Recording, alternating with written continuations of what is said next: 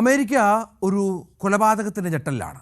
American president Donald ട്രംപിൻ്റെ അടുത്ത അനുയായിയും സുഹൃത്തും ഇൻഫ്ലുവൻസറുമായ ചാർലി കിർക്ക് വെടിയേറ്റ് കൊല്ലപ്പെട്ടത് ആ രാജ്യം അല്ലെങ്കിൽ ലോകം തന്നെ വലിയ ഞെട്ടലോടെയാണ് കണ്ടത്.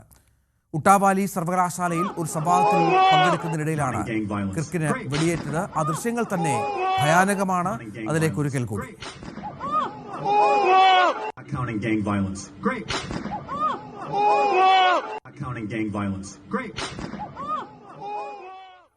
സംഭവത്തിൽ ഞെട്ടലും ദുഃഖവും ഡൊണാൾഡ് ട്രംപ് രേഖപ്പെടുത്തി.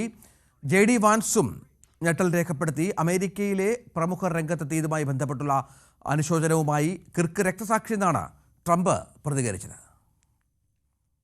Americans, I am filled with grief and anger at the heinous assassination of Charlie Kirk on a college campus in Utah. Charlie inspired millions, and tonight all who knew him and loved him are united in shock and horror. Charlie was a patriot who devoted his life to the cause of open debate and the country that he loved so much, the United States of America.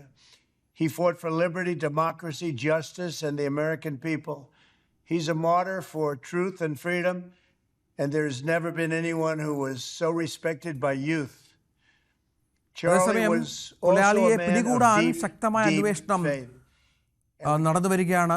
VV Vinod ചേരുകയാണ്. Vinod, America പോലെ വളരെ ശക്തമായ ഒരു രാജ്യത്ത്, അതും ട്രംപിൻ്റെ ഒരു പ്രധാനപ്പെട്ട സപ്പോർട്ടർക്ക് വെടിയേറ്റ് ഭരിക്കുന്നൊരു പശ്ചാത്തലമൊക്കെ ഉണ്ടാകുന്നത്, കൊലയാളി എത്ര നാളായിട്ട് പിടിക്കപ്പെട്ടില്ല എന്നതും പ്രധാനമാണ്. എന്താണ് ഇപ്പോഴത്തെ നിഗമനം, വിലയിരുത്തൽ അവിടെ?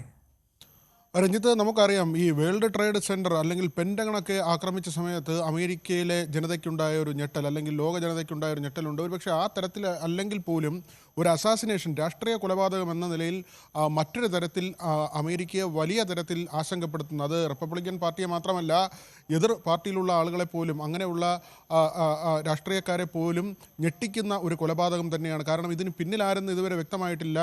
ലോങ് റേഞ്ചിൽ നിന്നുള്ള ഒരു വെടിയുതിർക്കലാണ്. നമുക്ക് ആ ദൃശ്യങ്ങളിൽ ഇപ്പോൾ ഈ വെടി ഏൽക്കുന്ന ദൃശ്യങ്ങളാണ്.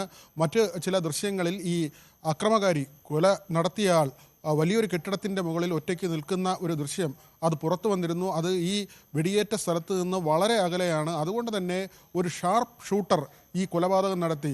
അങ്ങനെ നമുക്ക് പറയാൻ കഴിയുന്ന, അല്ലെങ്കിൽ ഇതൊരു ആസൂത്രിതമായ കൊലപാതകം എന്ന് പറയാൻ കഴിയുന്നത്, പെട്ടെന്ന് ഈ ജനക്കൂട്ടത്തിനിടയിൽ നിന്ന് ഒരു പ്രകോപനം ഉണ്ടായി വെടിയുതിർത്ത ഒരു സംഭവമല്ല. അത് നമ്മൾ കഴിഞ്ഞ അമേരിക്കൻ തിരഞ്ഞെടുപ്പിൻ്റെ സമയത്ത്, പ്രസിഡന്റ് തിരഞ്ഞെടുപ്പിൻ്റെ സമയത്ത് കണ്ടതാണ്. ട്രംപിന് നേരെ ആക്രമണം ഉണ്ടായിരുന്നു.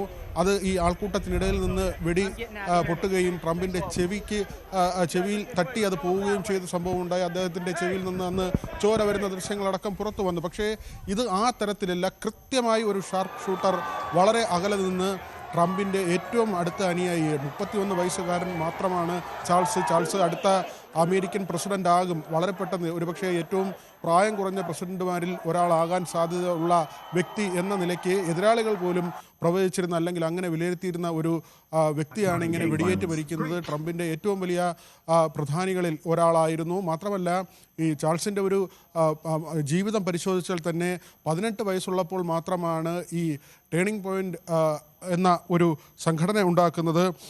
അത് ടേണിംഗ് പോയിൻ്റ് USA എന്നത് വലിയ ചലനം ഉണ്ടാക്കി. നമുക്കിപ്പോൾ നേപ്പാളിൽ നമ്മൾ കാണുന്നുണ്ട് കുട്ടികൾ അല്ലെങ്കിൽ ആ യുവാക്കൾ എങ്ങനെയാണ് ഒരു രാജ്യത്തിൻ്റെ ഗതിവിഗതി നിയന്ത്രിക്കുന്നത്, അല്ലെങ്കിൽ അവിടുത്തെ ഭരണകൂടത്തെ എങ്ങനെയാണ് കൈകാര്യം ചെയ്യുന്നത്. ആ തരത്തിലല്ലെങ്കിൽ കൂടിയും വലിയ തരത്തിൽ ജനങ്ങളെ ആകർഷിക്കാനും ഈ രൂഢമൂലമായ ആശയ സംവിധാനങ്ങൾ, അതായത് ഈ സ്വദേശിവൽക്കരണം പോലുള്ള അമേരിക്കയുടെ സ്വത്വം ഉയർത്തിപ്പിടിച്ചുകൊണ്ടുള്ള അങ്ങനെ ഒരു വിപണി, അല്ലെങ്കിൽ ഈ ക്രൈസ്തവ വിശ്വാസം, അതിൻ്റെ ഒരു ഉന്നതി, ആ തരത്തിലൊക്കെ പ്രചരിപ്പിക്കുന്ന, ഒരുപക്ഷെ ട്രംപൊക്കെ അങ്ങനെ വന്നെങ്കിൽ പോലും അത് ഒരുപക്ഷെ പ്രായം ചെന്ന ആളുകളുടെ കാഴ്ചപ്പാടാണ്, ലോകവുമായി ബന്ധപ്പെടാനുള്ള വഴികൾ അടയ്ക്കുന്നു എന്ന തരത്തിലുള്ള വിമർശനങ്ങളൊക്കെ എതിരാളികൾ പോലും ഉയർത്തിയതാണ്. പക്ഷേ അവിടെയാണ് ഒരു യുവാവായ ചാൾസ് ഇങ്ങനെ വന്നിട്ട് വലിയ തോതിൽ ആളുകളെ ആകർഷിക്കുകയും അദ്ദേഹത്തിൻ്റെ ഈ സംവിധാനം ഏതാണ്ട് 800-ലധികം കോളേജുകളിൽ അങ്ങനെ ഇവരുടെ ശാഖകൾ ഉണ്ടാവുകയും അവിടുത്തെ വിദ്യാർത്ഥികളെല്ലാം ഇതിൽ ആകൃഷ്ടരാകുകയും ചെയ്യുന്ന ഒരു സാഹചര്യം, അവിടെയാണ് ഈ കൊലപാതകത്തിന് വലിയ മാനങ്ങൾ വരുന്നത്.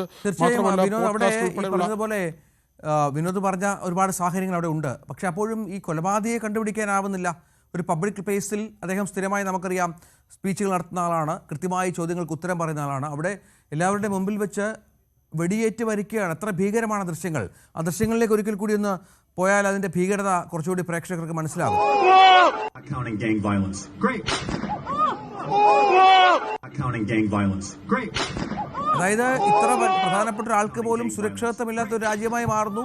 കൊലപാതകയെക്കുറിച്ച് വിവരവുമില്ല. വിനോദ്.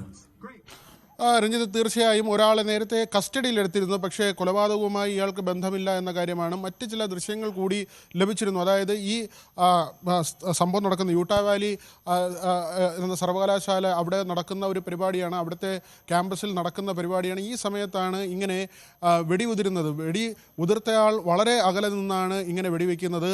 അത് കൃത്യമായി കഴുത്തിൽ തന്നെ കൊള്ളുന്നു. അതുകൊണ്ട് തന്നെയാണ് നമുക്കറിയാം, ജനക്കൂട്ടത്തിനിടയിൽ നിന്ന് ഏതെങ്കിലും ഒരു രാഷ്ട്രീയ പാർട്ടിയുടെ പ്രവർത്തകനോ അങ്ങനെ മാനസിക നില തെറ്റിയ ആളുകളോ, അമേരിക്കയിലൊക്കെ അങ്ങനെ പലപ്പോഴും സംഭവിക്കാറുണ്ട്, ജനക്കൂട്ടത്തിനിടയിലേക്ക് ആളുകൾ വെടിവെക്കുന്നത്, അല്ലെങ്കിൽ സ്കൂളിൽ കുട്ടികൾ വെടിവെക്കുന്നത്, അങ്ങനെയൊക്കെ സംഭവിക്കും. ഇതിങ്ങനെ ഏതെങ്കിലും ഒരു പ്രകോപനത്തിൻ്റെ പേരിൽ തൊട്ട് മുമ്പിൽ ഈ പ്രസംഗം കേട്ട് നിൽക്കുന്ന ആൾ വെടിവെക്കുന്ന ഒരു കാഴ്ചയല്ല, മറിച്ച് വളരെ അകലെ ഒരു കെട്ടിടത്തിൻ്റെ മുകളിൽ, 2ഓ 3ഓ നിലയുള്ള കെട്ടിടത്തിൻ്റെ മുകളിൽ അതിൻ്റെ ഏറ്റവും ടോപ്പിൽ നിന്നുകൊണ്ട് ഒരാൾ വെടി ഉതിർക്കുകയാണ്. കൃത്യമായി കഴുത്തിൽ തന്നെ ആ വെടി കൊള്ളുന്നു. അതുകൊണ്ട് തന്നെ ഇത് ഇങ്ങനെ ഒരു ഷൂട്ടറെ നിയോഗിച്ചതാര് എന്നതിലാണ് ചോദ്യം ഉയരുന്നത്. ഇത് ഒരു രാഷ്ട്രീയ കൊലപാതകമാണ്. പല വഴിക്കുള്ള സംശയങ്ങളുണ്ട്. കാരണം ഈ ജൂനിയർ ട്രംപിൻ്റെയൊക്കെ വളരെ അടുത്ത സുഹൃത്താണ്. നേരത്തെ ഇവർ ഈ ഗ്രീൻലാൻഡിനെ അമേരിക്കയിലെ ഒരു സംസ്ഥാനമാക്കി മാറ്റുന്നതിന് വേണ്ടിയുള്ള ശ്രമങ്ങൾ നടത്തിയിരുന്നു. അതിന് ഇവർ ഒപ്പം ചേർന്നതാണ്. ഗ്രീൻലാൻഡിലേക്കുള്ള യാത്രയിലും വളരെ കുറച്ച് മുമ്പുള്ള ദിവസങ്ങളിൽ ഇങ്ങനെ ജൂനിയർ ട്രംപും ചാൾസുമൊക്കെ ഒരുമിച്ച് യാത്ര ചെയ്യുന്ന സാഹചര്യമുണ്ടായിരുന്നു. ട്രംപിന് ശേഷം ആര് എന്ന ചോദ്യം, റിപ്പബ്ലിക്കൻ പാർട്ടിയെ ആര് നയിക്കും എന്ന വലിയൊരു ചോദ്യമുണ്ടായിരുന്നു. ഒരുപക്ഷെ വളരെ ചെറിയ പ്രായത്തിൽ പ്രസിഡന്റ് പദത്തിലേക്ക് എത്താൻ സാധ്യതയുള്ള ഒരാളാണ് കൊല്ലപ്പെടുന്നത്. അതുകൊണ്ട് തന്നെ ഈ വെടിയുണ്ട വന്നത് ഏത് ചേരിയിൽ നിന്നുള്ള സംശയം കൂടി അവശേഷിക്കുന്നുണ്ട്. രാഷ്ട്രീയ എതിരാളികളാണ് വിവരങ്ങൾ പങ്കുവച്ചത്. കൊലപാതകവുമായി ബന്ധപ്പെട്ട വിവരങ്ങൾ അടുത്ത ദിവസങ്ങളിൽ പുറത്തു വരുമെന്ന് പ്രതീക്ഷിക്കാം.